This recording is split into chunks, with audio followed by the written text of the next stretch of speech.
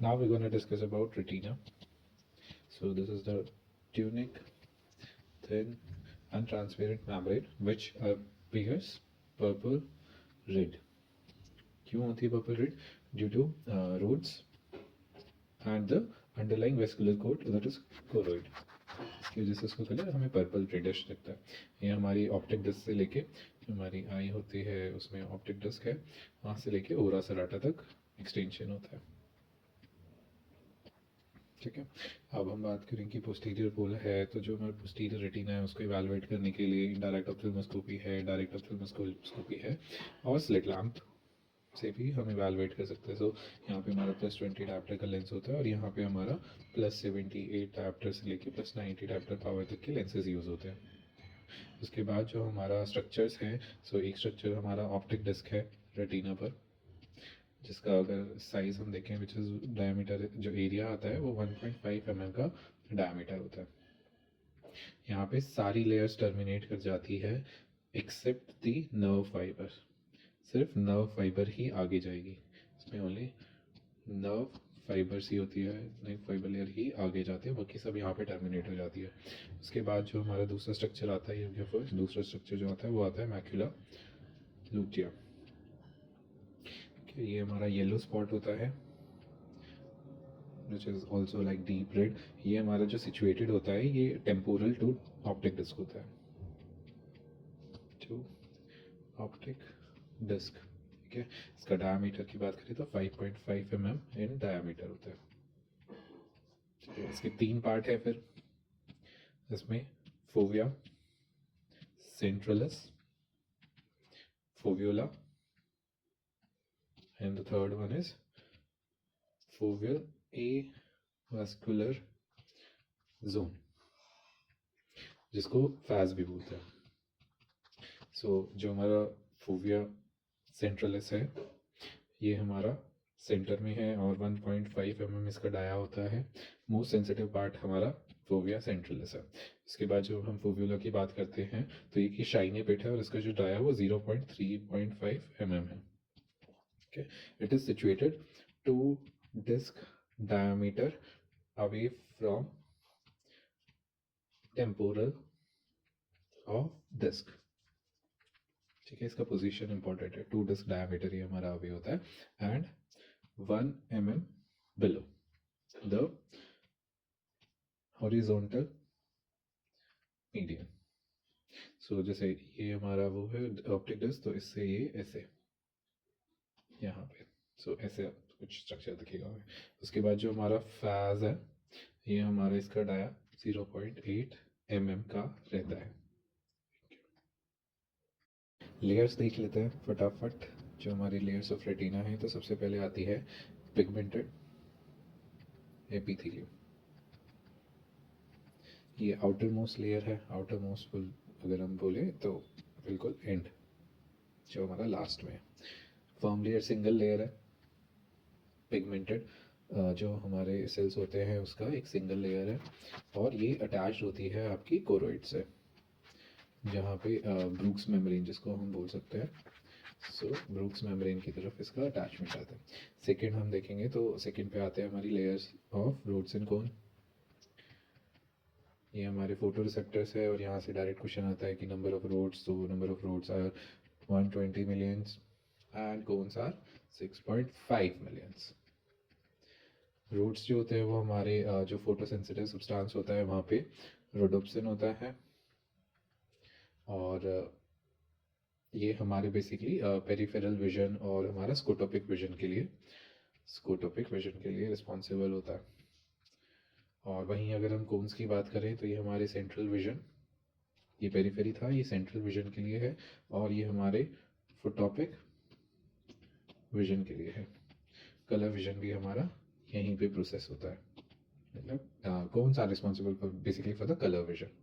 Third हमारा आता है एक्सटर्नल लिमिटिंग मेम्ब्रेन, ज़्यादा कुछ इम्पॉर्टेंट नहीं है यहाँ पे याद रखने के लिए। फोर्थ आता है आउटर न्यूक्लियर लेयर, यहाँ पर भी बेसिकली कुछ ज़्यादा नहीं है, तो इसमें न्यूक्लियाइज होते हैं हमारे रूट्स एंड कोन्स के, ज़्यादा कुछ ऐसा है नहीं।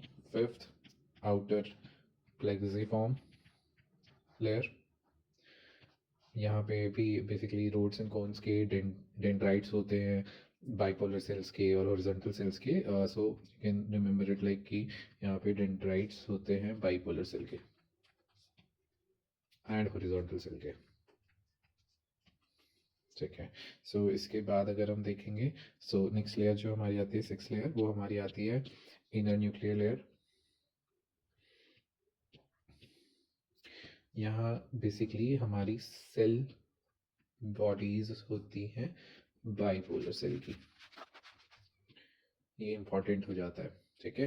एंड और इसमें हमारा cell bodies of horizontal cells and amacrine cells and Muller cells, ये बेसिकली बाइपोलर सेल भी होता है, हॉरिजॉन्टल भी होता है, एमेक्राइन भी होता है और मूलर सेल्स भी होते हैं इसमें, ठीक है। और उसके अलावा यहीं पर हमारी कैपिलरीज होती है central artery of retina,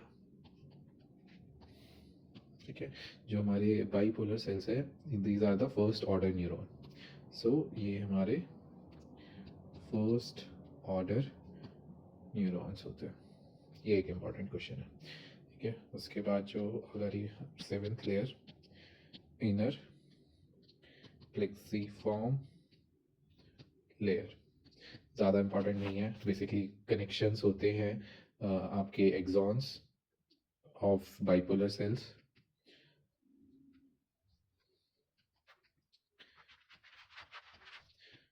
dendrites of ganglion cells